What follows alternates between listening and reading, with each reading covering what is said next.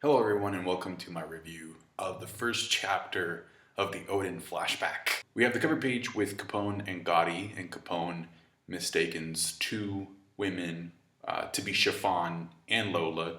He's actually looking for Lola because he has like a poster. So I guess this pretty much confirms that Lola is in fact in Dressrosa.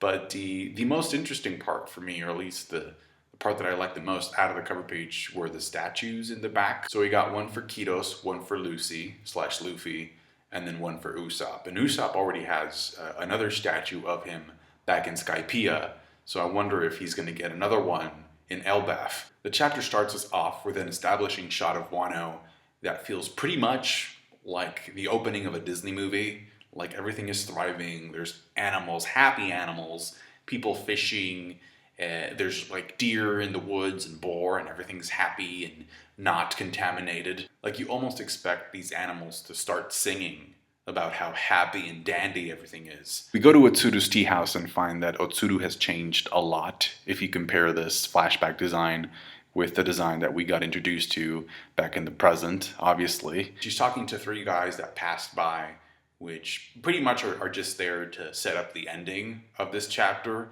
by introducing us to the concept or the legend of the white wild boar. The scene also introduces us to Kinemon, who has not only a different hairstyle, but apparently a different hair color as well. And they're not on good terms at all in this because Kinemon has a debt that he has to pay off. So I'm kind of curious to see how the two end up getting married. Like, how do you go from Otsuru threatening to sell his organs to repay the debt to them actually being husband and wife? On second thought, by today's standards, that could be pretty common nowadays. There's a lot of people that are together that hate each other. Eventually, a Kinemon with very little clothes ends up beating up those three guys and taking their wild boar. And it's funny because there's that panel where Kinemon is like looking at the wild boar. The wild boar almost looks like it's a shiny Pokemon. Kinemon starts being chased. We don't find out by whom until later, and we get transferred to the flower capital, mainly the palace, to get introduced to Kozuki Sukiyaki, Oden's father. And we get this list of feats about Oden, which make him look very, very precocious. He was super strong from a very young age. There's almost like a god quality to him. Like you can tell this is the build-up to a character that will eventually become a legend, or that kind of already is one, but he's of ill fame. At age 6, he was going to the red light district. I don't know how that was legal, but okay. And then at age 9, he got into a fight with the Yakuza. At age 14, he essentially creates the river that leads into the capital. So long story short, like this is the beginning of a story of a character that just ultimately feels like he doesn't belong where he is. He's tried to leave Wano several times, but his attempts have failed. And also, like, he would kidnap women, and women would end up liking him so much that they would refuse to go back to where they were from. This kid was barely 15 and he was responsible for a whole bunch of divorces. So Hyogoro and his family had to get involved at one point because Oden's game was just too strong. Now we find out, during this recollection by the end, that Oden is actually 18, which is interesting because we know that, according to what Kinemon said in one of the first chapters of the Wano arc, we know that Oden becomes or is named the daimyo of Kuri when he's 20 years old, because he goes to that place where there's just a bunch of crime and chaos, and he defeats Ashura Doji, and then his father learns about his accomplishments and names him the daimyo of Kuri. But in the meantime, he's going to get disowned, and then eventually, according to what Kinemon said, Oden is also going to be exiled from the capital, and that's when he goes to Kuri. So what I think is going to happen is that boar incident that we see by the end of this chapter is actually going to be the reason for why Oden gets exiled. And Kinemon is running away from some members of the Hyogoro family, and we actually get to see Hyogoro in his prime, and Hyogoro tells his subordinates to not fight Kinemon one-on-one because I guess he knows that Kinemon can hold his own. And then it cuts away, that scene cuts away, and by the end of the chapter we see this giant blaze, this fire, heading and spreading over to the capital. And so my question is this: was that fire created by the giant boar that is trying to chase its offspring, or was that fire created by Hyogoro in an attempt to defend himself from the giant boar? Because Denjiro says by the end of the chapter that the whole point behind why the Kurogoma boss, and by the way, Kurogoma means black sesame seed in Japanese, Denjiro says that the whole point for why the Kurogoma boss wanted that white boar in the first place was because he wanted the giant white boar to attack the Hyogoro family. And speaking of Denjiro, we actually find out who he is in this chapter. Or do we? No. No, we find out who he could be. Now, the main assumption here is that Denjiro is Koshiro, Zoro's master. And chronologically, it does make sense. It does fit because Koshiro is currently 51, and this flashback is taking place 39 years ago. So Denjiro or Koshiro at this point would be 12, and the character of Denjiro does look 12 years old in this. One of the things that I find fascinating about Denjiro's introduction, aside from his ability to trick that shop owner into giving up his profit, is the fact that, Denjiro is introduced as an orphan. I really wonder why that is. I wonder if he's actually, seriously an orphan, or if he was told that he was an orphan, or if that's something that he has to say. And this is what I mean by this. So, in my opinion, I think Shimotsuki Kozaburo, who crafted the Wado Ichimonji, we know that he left Wano 50 years ago, and he left Wano illegally. So I'm kind of curious if the fact that if this is in fact Koshiro, and maybe his dad left him behind, right? I'm kind of curious if Koshiro was told, you need to say that you're an orphan because leaving the country is illegal. So don't talk about your dad at all. Because I definitely believe that Shimotsuki Kozaburo is Koshiro's father. And by the way, the Wado Ichimonji, just a reminder, looks like this. So it looks very, very similar to the sword that Denjiro has with him in this chapter. And just because his name is Denjiro doesn't mean that it can't also be Koshiro, right? Because if you remember, Ashura Doji also has two names, Ashura Doji and Shuten Maru. So there's at least one scabbard with more than one name. And it would fit if, Denjiro wasn't actually his real name, if he was trying to conceal the fact that his father ran away. Another clue is that if you look at the pattern that Denjiro is wearing, it kind of resembles some type of paper clover. And so I did a little bit of digging and found out that there's this type of Japanese paper cutting art called monkiri. And this type of paper art style was used a lot during the Edo period for entertainment purposes. But the most important part about all of this is that if you remember, one of the most important lessons that Koshiro tries to teach Zoro is how not to cut paper. Because if you can cut nothing, you can also cut anything. It's the whole hockey thing, that scene in Alabasta.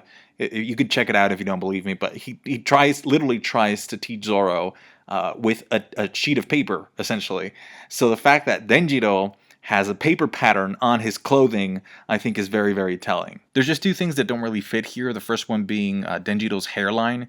If you look at his hairline in this chapter, he has ridges in his hairline, and Koshiro doesn't. But that could just be a small detail that, could be easily overlooked. It's just that Oda is usually very detail-oriented. And then the second thing is that if, in fact, Denjiro is Koshiro, and he has the Wado Ichimonji during this time with him in Wano, it makes perfect sense why somebody like Tengu Yamahitetsu recognized that sword when he saw that Zoro had it, right? So that makes sense.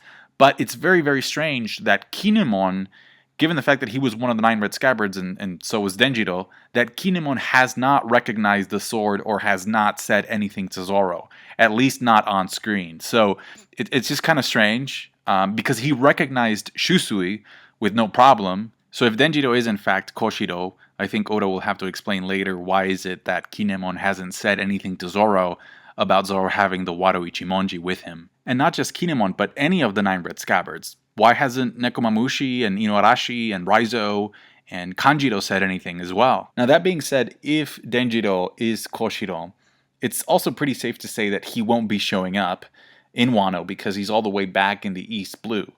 And so normally I wouldn't know what to think about this, but recently in an SBS, Oda pretty much confirmed that one of the Scabbards that we see in chapter 943 during the flashback is actually not Okiku, but is actually Izo. Izo, the commander from the Whitebeard Pirates. And so if that's the case, that Okiku took the place that belonged to Izo in the Scabbards, after he left Wano and joined the Whitebeard Pirates, then that essentially means that the Scabbards can be replaced, or that other people can take the position of one of the 9, or several of the 9, right? And so because Koshido is all the way back in East Blue, it could be the case that his replacement after he left Wano to take that 9th spot is Kyoshido. But even if Kyoshido is not the 9th Red Scabbard and the inheritor of Denjiro's will, it could still make for a very interesting clash between Kyoshido and Zoro if it turns out to be that Zoro's master also knew and perhaps even trained Kyoshido. I also find it funny how, like, even their names sound similar, like Koshido and Kyoshido. I also looked up some images of Scabbards to compare his design with Denjiro's design, and I found one where Scabbards is younger, and you can tell the difference because his ponytail, Scabbards' ponytail, is a lot spikier. Like it's fluffy, like it's kind of, it's spiky. So I don't think he's Denjiro, because Denjiro has a more like, lean and lank kind of ponytail. Also, as far as we know, Scabbards' weapon of choice is not a katana. It's not a sword. He actually uses an axe. There's something else I thought of, as I was thinking about Izo and Okiku, and Izo being from Wano. If you remember back when we saw Marco, when Nekomamushi went to the island to try and recruit Marco, Marco told Nekomamushi, I have a message for you to deliver to Straw Hat. Like, if you're going to Wano, please tell this to Luffy. And so, because Izo was part of the crew, essentially, he was Marco's crewmate, do you think that Marco perhaps knew who the traitor was and told Nekomamushi, and Nekomamushi came to Wano and warned the Straw Hats about who the traitor was? Because I remember, I think it's been like 2 chapters ago when the Scabbards reached the shore and it's all stormy. Inuarashi says, so that cat didn't make it after all. But what if he did make it and just pretty much told the Straw Hats what Marco told him? Like, maybe the traitor is one of the Scabbards and Nekomamushi arrived just in time to warn Luffy about that. And that's why they didn't meet up with the Scabbards at the shore. I mean, it's looking more and more like Okiku could possibly be the traitor at this point. But who knows? Anyway, we finally get to see the man of the hour, Oden Kozuki himself, and he's at a crematorium. And like his own name suggests, Oden is eating the Japanese dish known as Oden, which is a hot pot dish that normally contains boiled eggs and radishes, fish cakes, and broth. It's kind of sad yet poetic in a way that this is Oden's first appearance in the manga, because according to what we learned back in Zou, Oden was actually executed by being boiled by Kaido and Orochi. So this explains, I think, why Oda wanted him to be a silhouette for this long, because he wanted Oden's introduction to be kind of symbolic in the sense that his introduction mirrors and reflects the way that his life ends. And I think it's kind of funny but also messed up that he's using the pyre of somebody who just recently passed away, somebody who was about to be cremated, to cook his food. Then again, I could definitely see like somebody like Luffy and Roger doing the same thing if they were really hungry. What am I talking about? Luffy doesn't know how to cook. But anyway, no, this is a panel I think that clarifies things a little bit, I think, because so he finishes his food, Oden finishes up his Oden, and then he walks away. But he leaves his bottle of sake there, and then, the fire alarm starts ringing. So is it possible that maybe, like, did he cause the fire? I think he caused the fire, now that I think about it. It makes more sense that Oden caused the fire and that he just casually walked away from the fire that he started. And then he's like, oh, look at that, there's a fire. And then Oden runs into Kinemon and Denjiro, and then Oden asks Kinemon for that shiny Pokemon, the white boar. I wonder what he's going to do with it. I feel like he's just going to take the blame for everything. He's going to be blamed for the fire, and he's going to be blamed for, causing the giant boar to attack because he has the little boar. But who knows? I don't know. I mean, what can a man with Oden's talents do with a boar that young? Hey. Finally, another thing that I'm really looking forward to in this is learning about Lady Toki's origin. Because if you remember, back when Kinemon was telling the story about what happened 20 years ago, he said that there were rumors about Lady Toki coming from the distant past, and that she was using the time fruit to travel into the future. So she just kept jumping into the future, but she originally came from the past. So if we see more of her in this flashback and we see how she met Oden, we might get a pretty big revelation from her about perhaps even like the Void Century or characters like the Gorosei or even Emu. Because I think like at the very least, Lady Toki should know how the world government was founded. Thinking about Oden as a character who was kind of like ahead of his time and who just didn't belong, it's kind of neat how he eventually ends up being with somebody who also wasn't from that time period. That's going to do it for me, guys. Thank you so much for watching. I thought the chapter was pretty solid. Like the video if you did. Subscribe to my channel if you haven't done so already. Let me know your comments about Oden and Denjiro down below. Also, next week, the chapter should come out early. It should be out either on Halloween or a day before Halloween. So that's something nice to look forward to. Thanks again. Take care. Bye.